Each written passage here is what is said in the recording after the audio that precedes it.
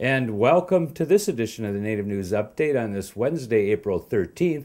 I'm your host for today's program, Paul DeMain, and today we present to you a composite of the Wisconsin State of the Tribes address from Madison, Wisconsin on April 12th with keynote speaker Mike Wiggins, chairman of the Bad River Band of Lake Superior, Chippewa, and commentary by several of our representatives in Wisconsin that were in attendance that day.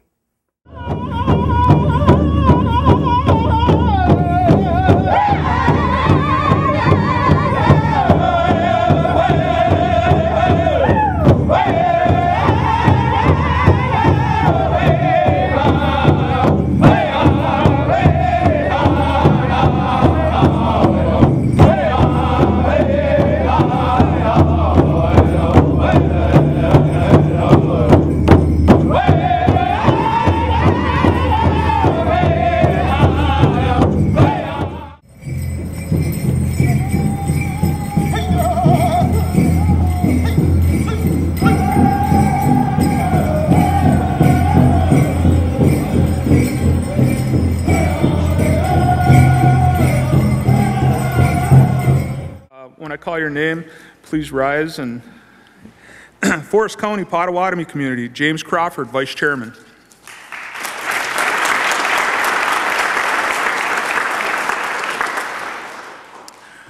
Ho-Chunk Nation, President Wilfred Cleveland.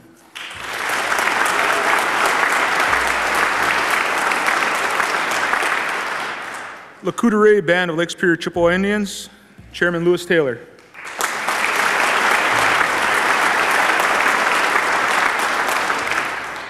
Oga Ogitchida Lac de Flambeau Band of Lake Superior Chippewa Indians, President Tom Malson.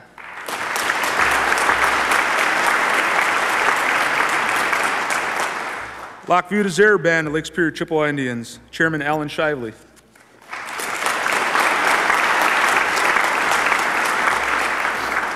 Menominee Indian Tribe of Wisconsin, Chairman Randall Chevalier.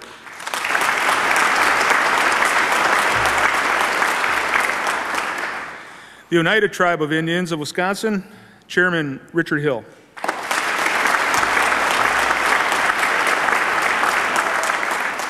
Red Cliff Band of Lake Superior Chippewa Indians, Chairman Rose Sawyer, Chairwoman Rose Sawyer.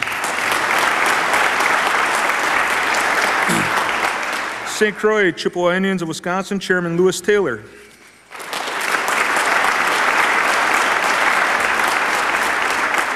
Sakagan Chippewa Community, Chairman Garland McGeeshik.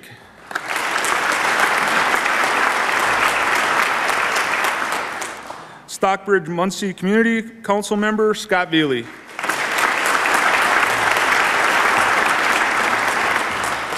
At this time, I'd like to also acknowledge all of our elders that are here with us today and all of our veterans that are here with us today.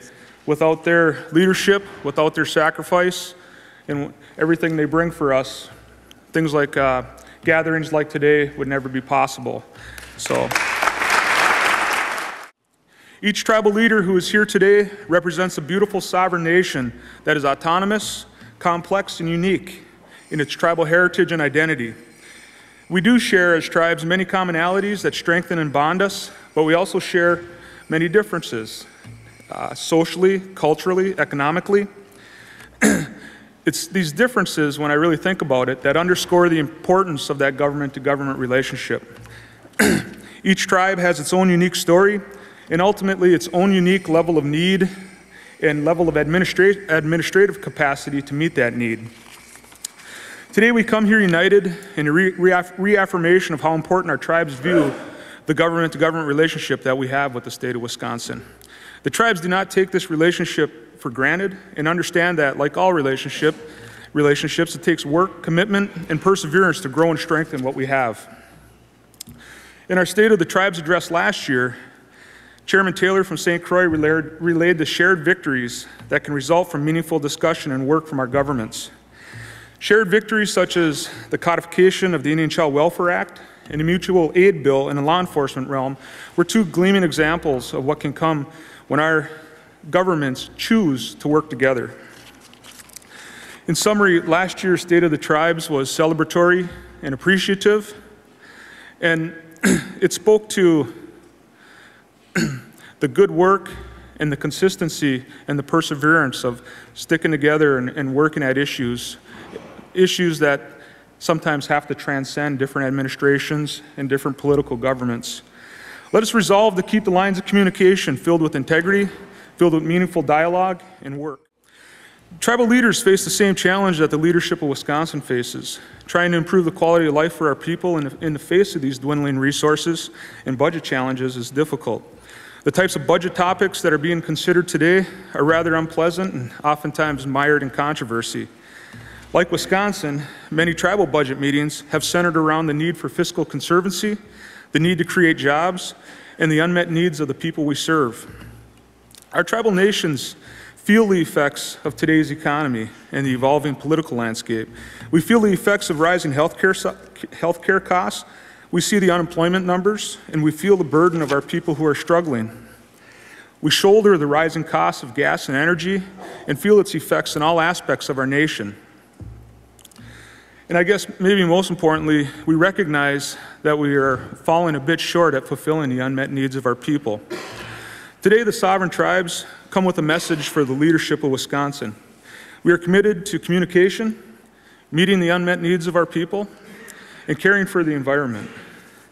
Governor Walker has pledged to create 250,000 jobs for the state of Wisconsin.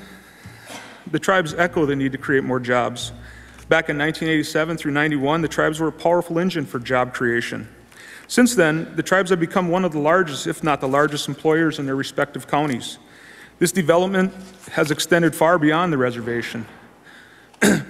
Our government and businesses directly employ over 18,000 people. Indirectly, the tribes positively impact suppliers, contractors, service providers, and small businesses. Our estimate is there are at least 100,000 other jobs that are indirectly impacted in a positive way. But my reservation, my homeland, has an incredible base of isolated wilderness, cold, clean water flowing through pristine waterways, and unbelievable wetlands. We have miles of white sand beaches and Lake Superior shoreline, and miles of incredible water frontage that's been left undeveloped and left intact for future generations to discover, to enjoy, and to love. My people value environmental protection and preservation, and they shoulder, each and every one of my tribal members shoulder the sacrifice that it takes to keep our tribal lands and waters clean. Bad River, well, in a paradoxical kind of way, Bad River is financially poorer than other tribes on account of how rich we are.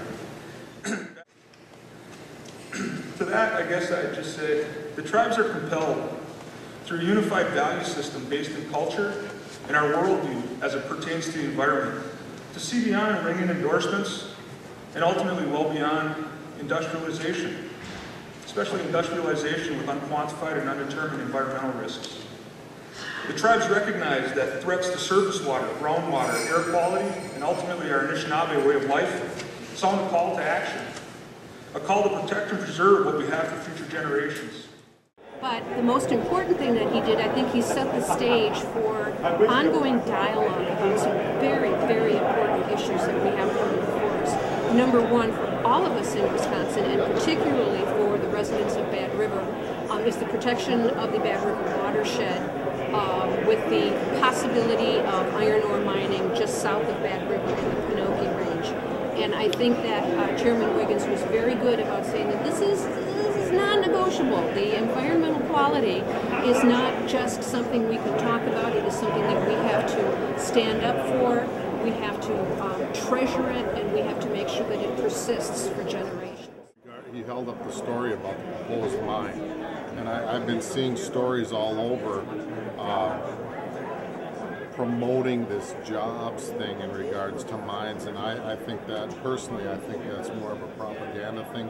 Leak stuff, leak stuff, leak stuff, how all these jobs are going to be created and all this economic impact, positive economic impact is going to happen. And I like the way Chairman Wiggins tied that to the environment, because that's what all the tribes have in common, our connection with Mother Earth. And I don't believe anyone can show me that there's ever been a mine that has not polluted. And it's not that we're against mining, we're against pollution. Well, I heard the governor wanting to have, was it 2,500 jobs by the time his reign is done. You know, we've been trying to get jobs for our people for a long time, and we've done it off the backs of white people. We've carried their luggage, we've raked their lawns, we did all the things as Indian people have done in the past. Now we got gaming. Now they want part of our dollars. And I guess, you know, if the state is going to continue to, you know, grab and ask Indian people to participate, we need a response back. We have, as everyone is well aware, we had our own little battle, I guess you could say, or with mining as well, where we took a stand that we wanted to protect the environment, and we're able to do so. So, you know, our hearts and our thoughts go to them, as they now are kind of in the same situation we were a few years ago. And I think everybody, overall, you know, everybody wants the same thing. We want jobs for our people. We want economic benefits, health care, everything that our people need, but we don't want to, you know, at what cost are we willing to pay to have those things, and that's kind of what we look at in our situation. So I think that when everyone really sits down and talks about these things will work out. We're in an entirely different place today than we were 10 years ago, because the opportunity for tribal leaders to come forth as equals and address the state legislature is an example of the growing economic, social, and political influence of tribes in Wisconsin and across the country. They are now recognized for their sovereign authority and for their responsibility to be partners with the state of Wisconsin, not subsidiaries or subservients of the state of Wisconsin, in guiding us to a better place. I thought it was a remarkable speech. I thought it was value laden. It was a song about the land, and it was really an important message for members of this legislature for two accounts. First of all, there are many people who are seeking economic development for the value of the dollar, regardless of the consequences to the value of the land. And I thought that he very politely, respectfully reminded us that we should honor the earth that defines who we are. We want to be partners with the state of Wisconsin. We have a lot to offer within each of our respective tribes to be a good partner with the state for whatever it is that the state wants to do with the economic times that the state is in and that the federal people are in. So we as our sovereign tribes, we have a lot at stake also. But we feel that we could be more of a positive influence on the state with some of the things that we talked about with our tourism. Well, I thought it was really well thought out, and the message of cooperation, government-to-government relationships, and doing things. We all know that we can do it more by working together than finding ways not to work together.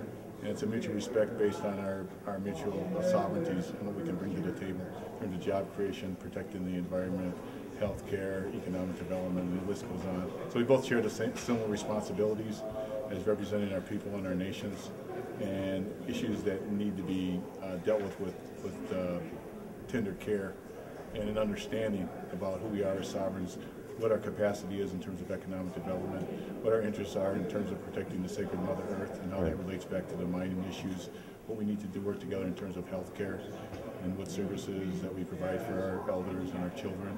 Education is extremely important. So you can see there's a variety of issues from our children to the elders, job creation, and the tribes have a capacity to do a lot of things.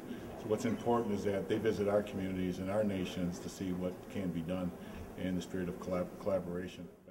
And that is the latest roundup of news from Indian Country. On this edition of the Native News Update, if you want to see a few more of those clips, full-length features, go to our website, IndianCountryTV.com, and look at the digital library there. And come back again soon. Miigwech for joining with us.